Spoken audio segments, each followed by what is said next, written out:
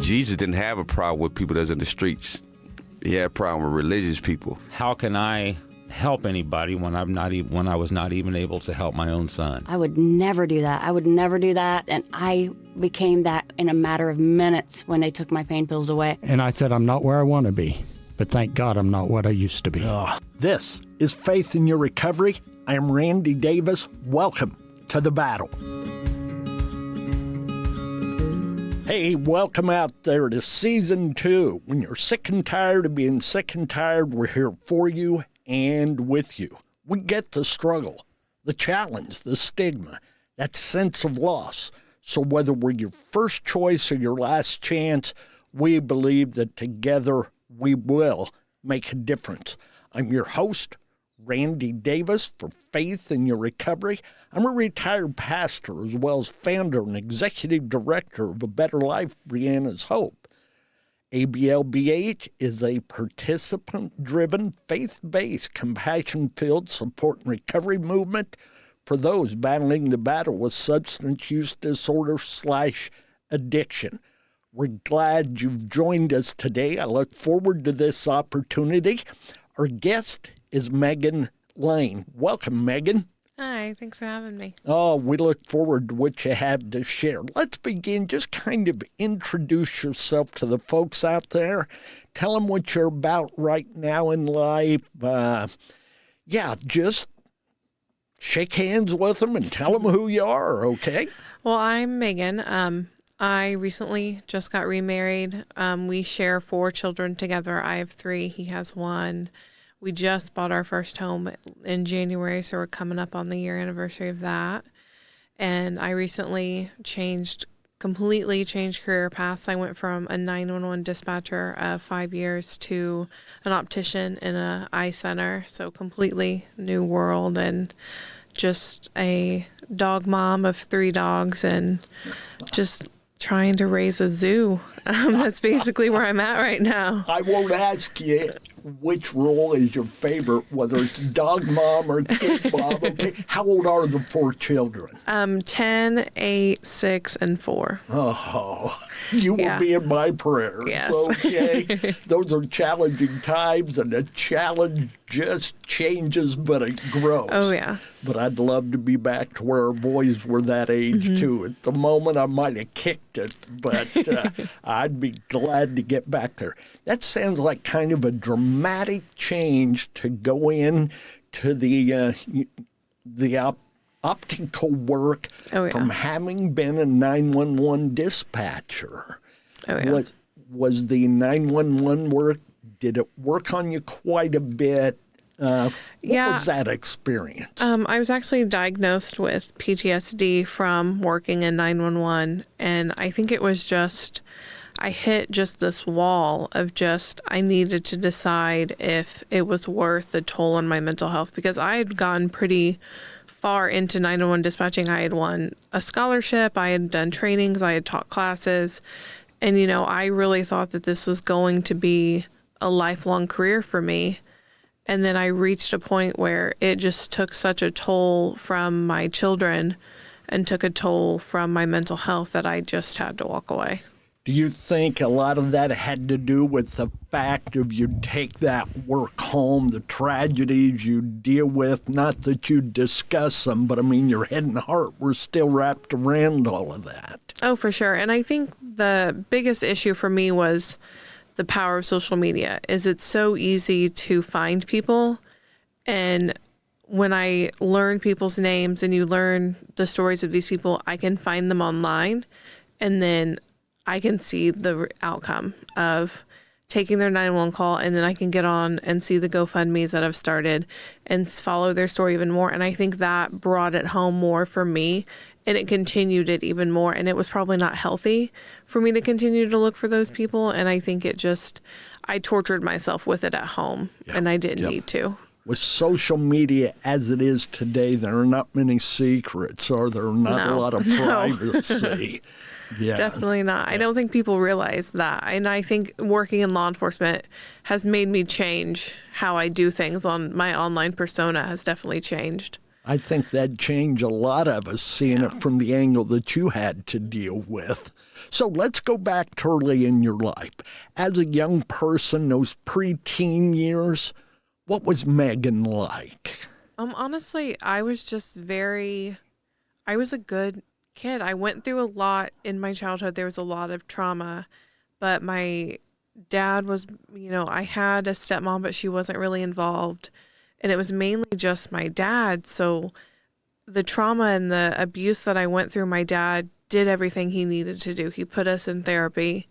He took us to all the right professionals. So I was such a good kid, but I longed for something more. I longed for love that I wasn't getting out of my family unit because it was just my dad.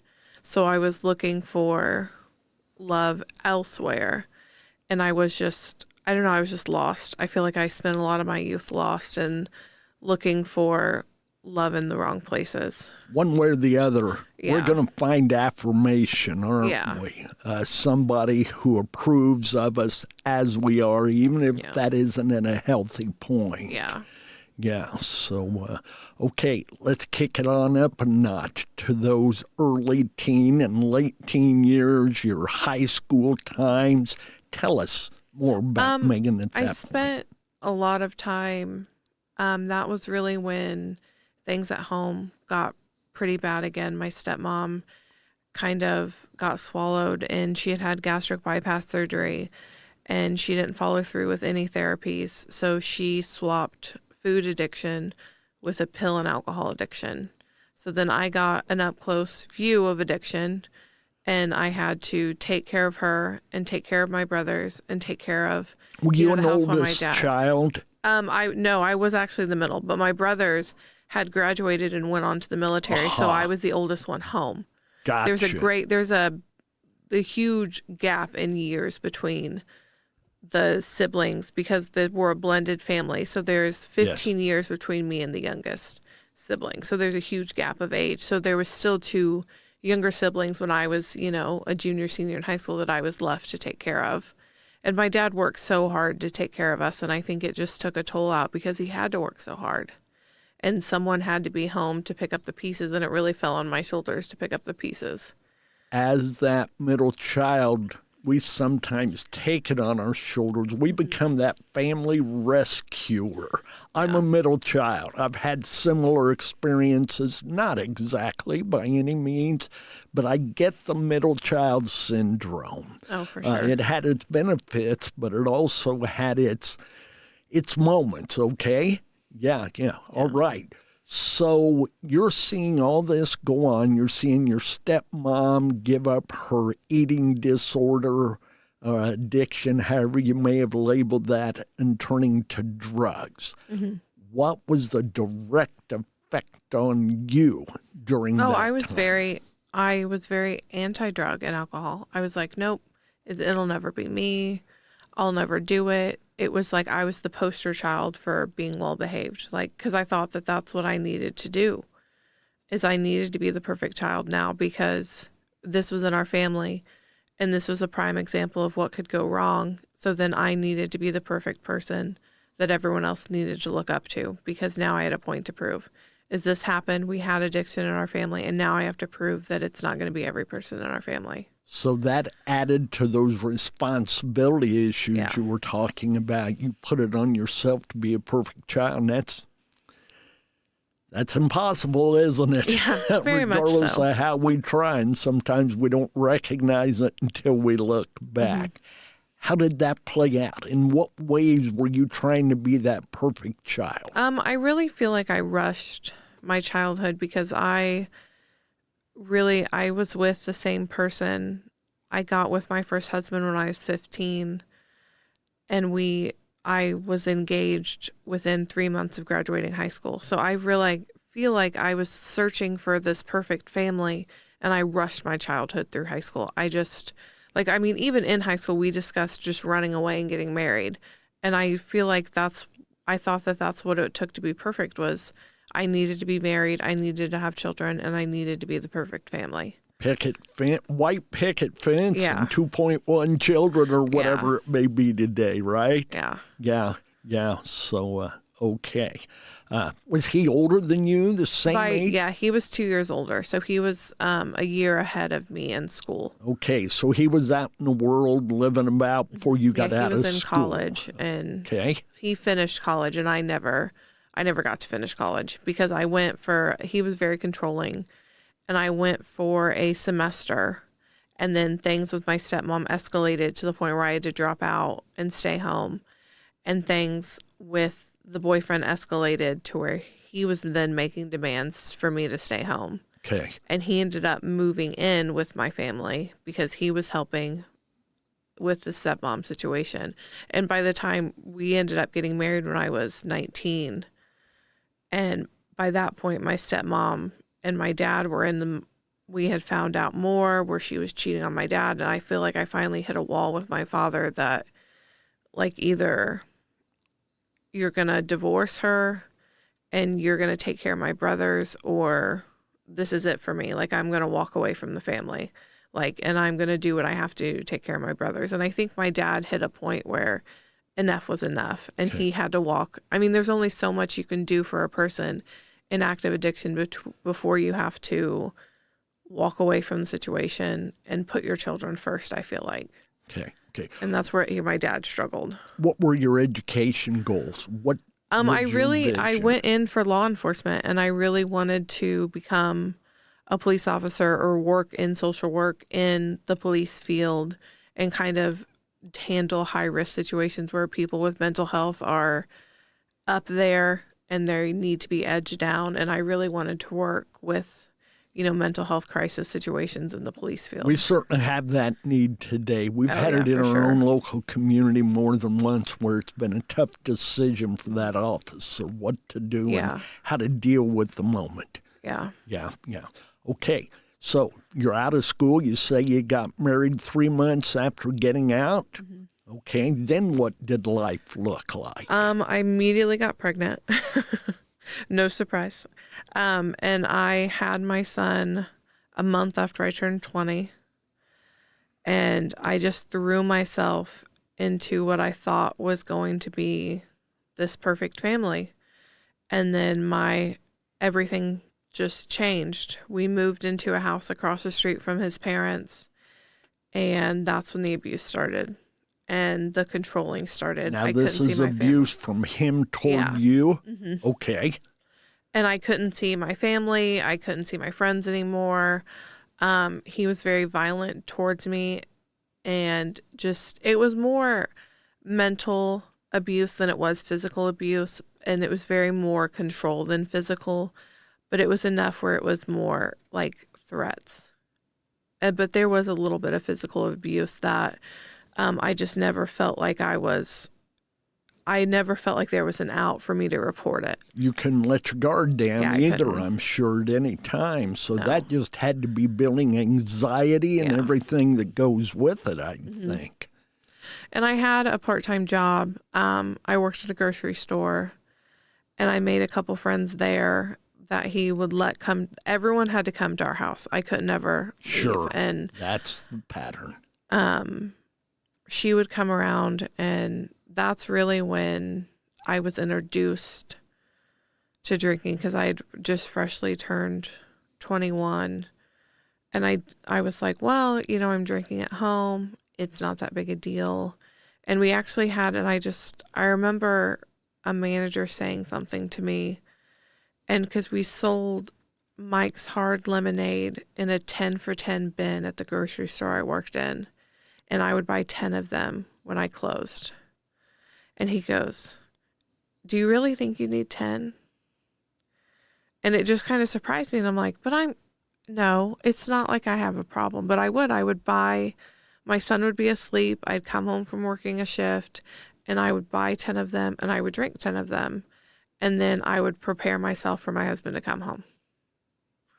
And that's when, and it was just really got started, and I never realized it was an issue because I felt like I was managing life and I was still getting up and being a mom and going to work every day. Functioning. And I was functioning. And, when I was in the marriage until I got pregnant with my daughter. When I found out I was pregnant with my daughter, 3 weeks, 3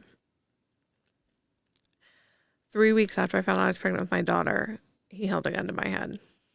And I knew I had to plan my escape because I couldn't, it's not that I didn't think I couldn't protect my son, but bringing a daughter into the world kind of changed my perspective on things. Because if I'm going to bring a female into this, then she's going to think this is okay.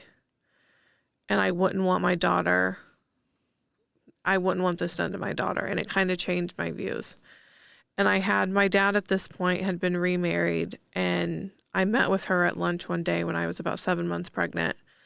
And she says, I know he's abusing you. I don't know if he's abusing your son, but I know he's hitting you. And I will pay for you to file for divorce, and I will let you live with me for 6 months free of charge while you get your life together. Will you do it? And within 3 days, I was moved out of the house. So that was an instantaneous yes. And as quickly as you could get away. Yeah. Did your husband, did he have any struggles with alcohol or drugs? Yeah, he did. He was a heavy drinker. And that's why, thank you. It was just crazy because I always judged him for how heavy he drank, because he would drink and then we would fight and then he would hit me. And then I'd get flowers in the next morning. I always judged his drinking. And it's a conversation that we've had since then, because I've tried sobriety a few times. And it's been a conversation we've had since then. But I heavily judged his drinking, but thought that my drinking was okay. So it was kind of a weird situation where you can't do it, but I can do it. And it was very odd. With my 35 years of experience having been a pastor, I get that, because when we see our sin or our problem in someone else, of course it's bigger than the one we carry. Yeah. Theirs is much worse than ours, at least in our heads. We know better in our hearts. Yeah. Yeah. Okay. So you moved out 3 days after the offer from your then stepmom, right? And she gave you 6 months there. Did you live with them for that 6 months? I did. And I stayed. I didn't drink my entire pregnancy. I didn't drink the entire time I lived with my mom. And then I moved into an apartment and I stayed sober. And then I met someone and got pregnant again accidentally. Turns out breastfeeding is not birth control. And I actually went into labor at 18 and a half weeks, and there was nothing they could do. They couldn't stop the labor. They couldn't save the baby because he was so little. And I lost Jack, and I stayed sober for probably 6 to 7 weeks after, because I did maternity leave from work. And then it just started as I'm just going out for drinks when my kids aren't home. So how long was that sobriety period, the entire? Probably, I would say close to a year and a half to almost 2 years I had quit drinking. Okay. Was that, do you think, as you look back, was that more for the kids than for yourself, or at least because of the kids and the pregnancy? Yeah, and I think for sure it was my kids, and I think I was heavily distracted with my children, and life was fine. So I didn't need the alcohol because there was nothing, I didn't need to numb anything. So I didn't really need to be drinking because life was fine. You were away from the abuse, yeah. And you at least felt safe. Yeah. Okay. So you said then X amount of weeks. After that, you started going back to the drinking with friends. Take us forward from there. So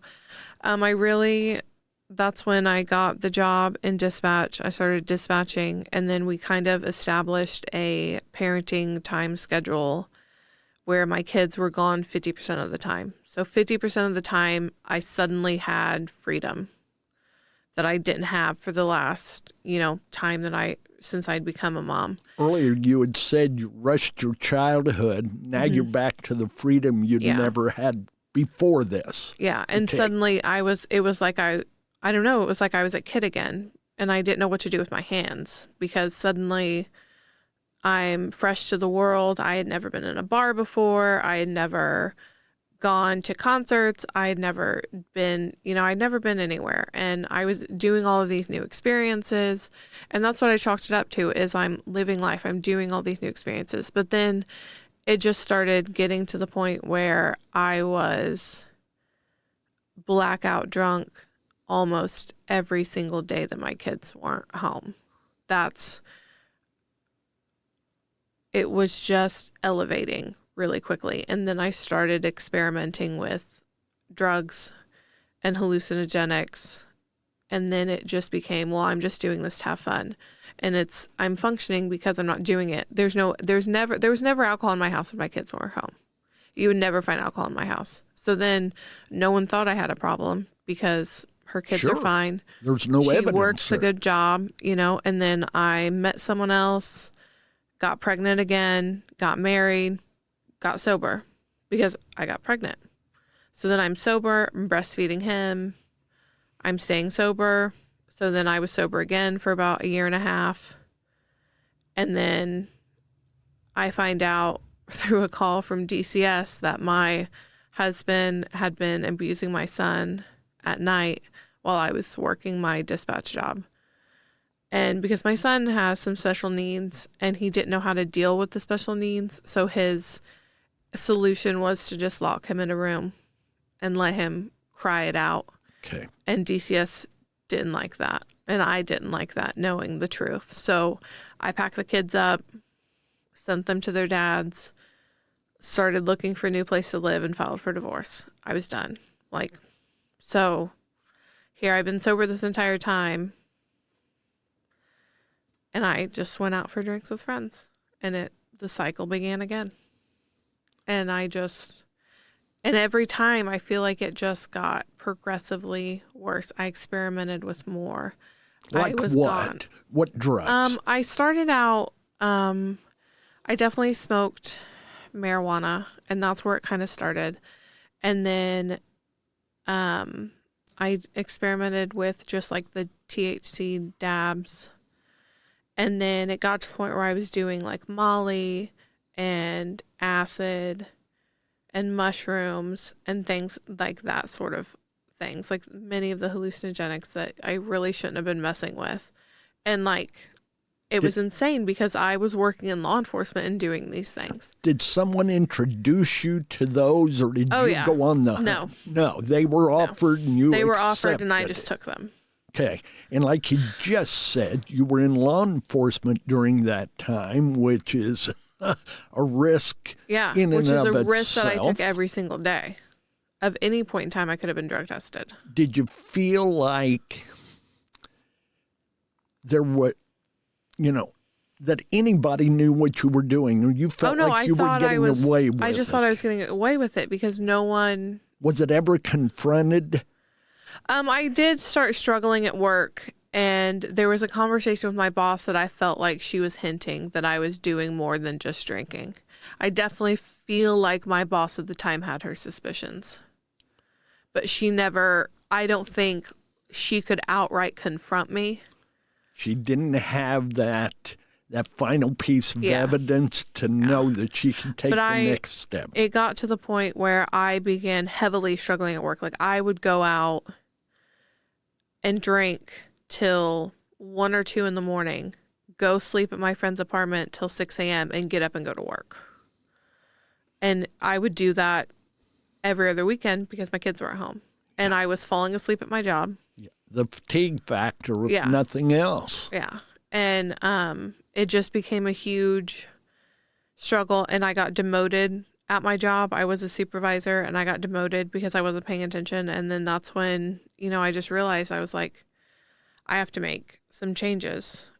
And I started looking for other jobs. I switched agencies thinking Maybe if I switch agencies, that'll help. And around this time is when I actually met Sean, and he's not a partier or a heavy drinker. And it kind of opened up my eyes to a different situation where you don't have to drink or do drugs to have fun, because that had been my, that had been my whole world. That'd been your pattern, right? Yeah. So how long were you on that list of drugs that you mentioned just a few moments ago? How long were they a a long part of time. your life? Probably because I'm 30 now, and I've been off of them for almost a year and a half. And I would probably say from 23 to 28, it was a constant. So a good 5 years they were in control of too many things. Oh, yeah, for sure. Okay. Was there any incarceration, any legal issues during that time? No, and that's why I felt like I was Superman, because I never got in trouble. I never was confronted by anyone for having a problem. I was never accused of having a problem. Like, I never had to have those tough conversations. And it was insane to me because deep down, I think I knew I had a problem, but I was so good at lying and so good at hiding it until I started having trouble at work. That was the only time. And then my solution was, I'll just find a new job. Yeah. Well, and run away. I think we'd learn to manipulate our own mind as well as other people. Yeah. We convince ourselves of those lies that we know we're just shamming ourselves. Yeah, for sure. Okay. Yeah. So how old were your kids at that time? Let's say, how old were they? They were pretty young. Because Colton was born in 2012 and Claire was born in 2014. So they were probably 4 and 6. That's close enough. Yeah. Did they suffer any immediate consequences at that I think time? it's more, honestly, I don't think it was never any immediate consequences. It was more they've suffered long-term effects. Yes. Of mom was there, but mom wasn't emotionally there. She was just physically there. She took care of she fed us, she clothed us, she bathed us. She made sure those needs were met. Did she meet our emotional needs? No, she didn't at all. There wasn't a lot of nurturing. No, not at all. There was the work of the mom without the heart of the mom. Mom's laying on the couch asleep because she just came off a bender, and now she's home with us, and we're not having, I took my kids on, and I'll never, looking back on it now, I'm so ashamed of myself, but I took my kids on our first family vacation, and I took my friend with me, and she was supposed to go with me to have help. That was the whole point. But she was my friend that fed me drugs, and we got high before we did the Dixie Stampede with my children. And I said, we're driving home. And I was even then, even in the height of my addiction, I knew it was wrong. Going home, I had regrets then. That was a memorable moment with my kids that I can't remember. And it's just insane. I'm so ashamed looking back on it now that I chose this big event in my kid's life and I chose to be high for it. Do you see yourself taking them back to the Dixie Stampede? Oh, for sure. I would love to take them back on vacation and get a redo vacation. That's awesome. Yeah. I hope you can make that happen. Yeah. Okay. All right. Let's go on with your recovery. Mm-hmm. You said you're 18 months clean, basically, at this point? Of drugs, yes, but only 7 months sober from alcohol. That was a lot harder to kick. Okay. Let's go back and tell us how you got to this point of your sobriety and being clean. I think when it came to the drugs, and my now husband kind of really helped me face some realities and did some harsh truth with me. But I think it hit in a moment with me where it was at my birthday party, And it was supposed to be about me. And I was at a concert I didn't even want to be at. And I had taken acid and I had taken Molly. And I wasn't even having a good time. And I was like, why did I do all this? I don't want to be here. And I just looked across the room at Sean and I knew he wasn't having a good time and I wasn't having a good time. And I looked at all the friends that I had been doing drugs with for years and I'm like, they're all having fun. But this day is supposed to be about me and I'm not having any fun. And then the next day, I was supposed to meet Sean's family at breakfast. And I was still under the effects of the acid when I met them. And I was so ashamed going into their home, and I knew then that I was done. And it took a while, but that was the day I was done with drugs. I just kind of stopped and walked away from it, and I was done. But it took a lot. Like, I thought I had control of alcohol, and I thought drugs were my issue. And I still, I thought, well, I won't keep alcohol in the house, and I'll just drink occasionally. And I'll just drink when Sean's around, or I'll drink to this point. And then it was again at my birthday, and I had my bachelorette party, and my birthday kind of rolled into my 30th birthday, and my bachelorette party rolled into one party. And we were all just kind of sitting there drinking, and I had gotten pretty intoxicated.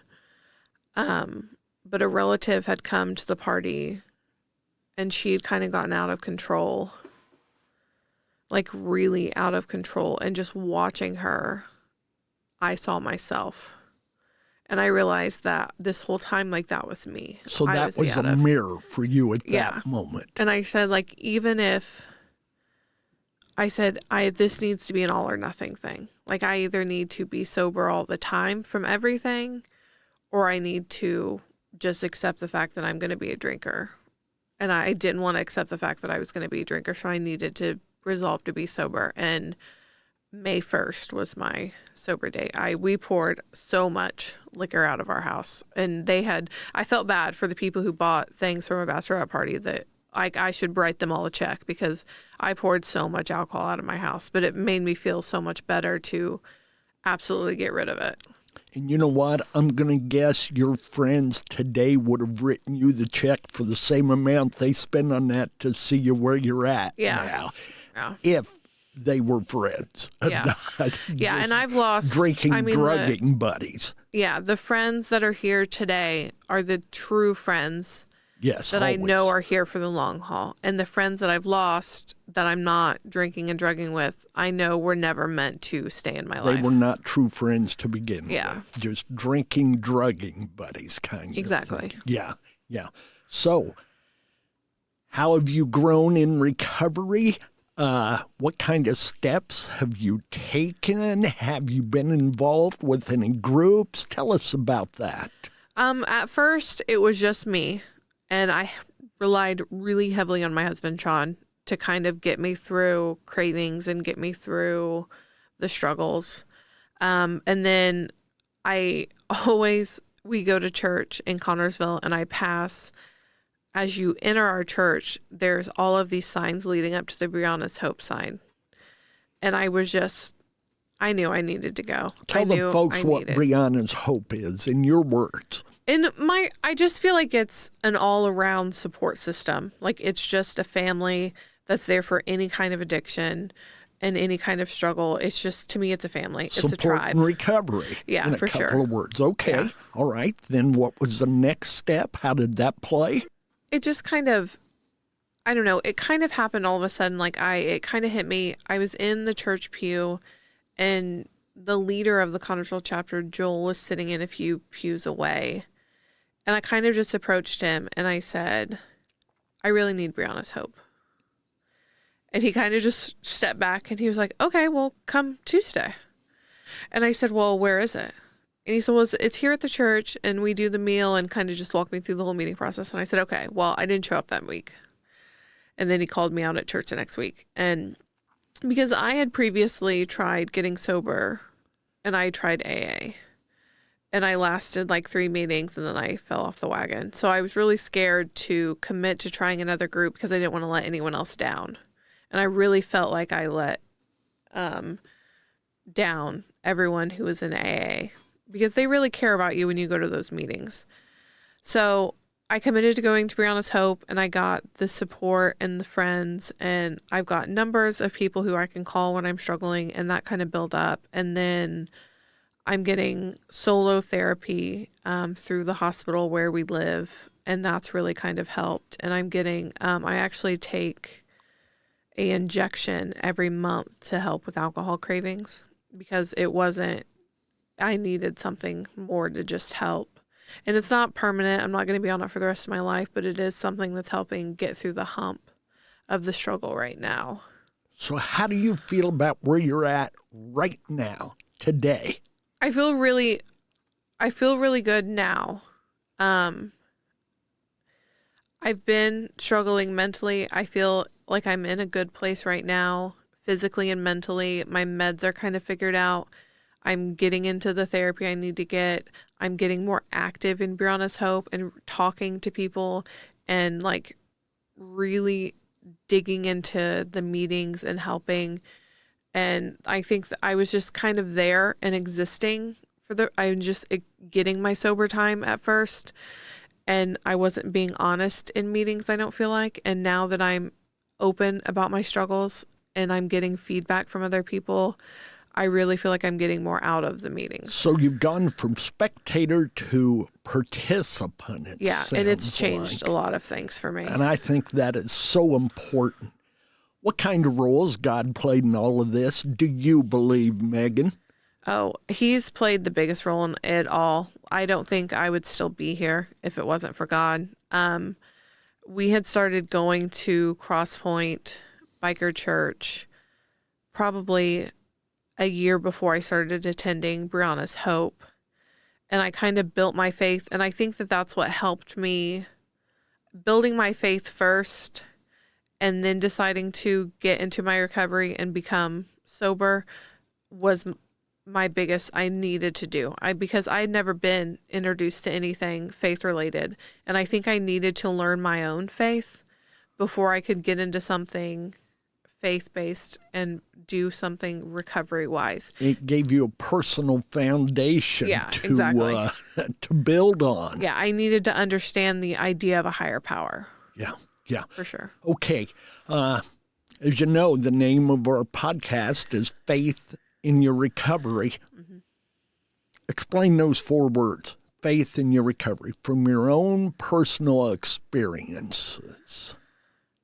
I feel like in my own personal experience, I feel like faith in my recovery means I have faith in every moment of every day because I have God behind my back. It's never me walking this walk alone. Like I always think of that poem, like the footprints in the sand. I always think of that. Like I'm never walking this alone. And that's the biggest thing of faith in my recovery is I don't have to do this alone because I have God with me at every step of the way. And when you can't take the next step, what? He picks you up and carries you. Exactly. There again. He's always That's why there's only one set of footprints for part of that journey, yeah? Yeah. All right. Folks, Megan's husband, Sean, has been here with us. So, Megan, what would you like to say to Sean as far as his support and help in all of this? Oh, you're probably going to make me cry now. That's okay. Just a huge thank you. And an unending thank you. And the amount of support that I've gotten from him has been amazing. And I'll never, ever make up to him everything he's done for me in the past years that we've been together. And I'm just in love with the life that we've built for our family. And I'm so proud of all the trauma that we've overcome to get to the point where we are and where we're going from here. And I can't wait to I can't speak for Sean, but I'll bet you being where you are is the payment he hoped for. Is having you healthy, having you whole, having you more than functioning. But as you said earlier, you were present, but you weren't participating in your kids' lives. to hear you say you love where you're at. Those are powerful words from somebody who lived in some pretty deep darkness, had some pretty awful moments. So thank you. Thank you for your willingness to come and share on faith in your recovery. Sean, thanks for coming along. Appreciate that. We'll continue to keep you in prayer and thought and believe God's got big plans for you, going to keep using you. And folks, thank you for joining us today. Continue to follow us on your favorite podcast platform and tell a friend about us. Leave us a comment or send us an email at podcast@ablbh.org. Subscribe, like, and share. And above all, remember, don't give up on yourself or others, and don't give in to the urge. Your answer, your healing, your recovery may be just around the next corner. Who knows? Maybe even on our next episode. Have faith in your recovery by having faith in yourself, your journey, and above all, God. Believe and keep fighting the battle. God bless. Amen.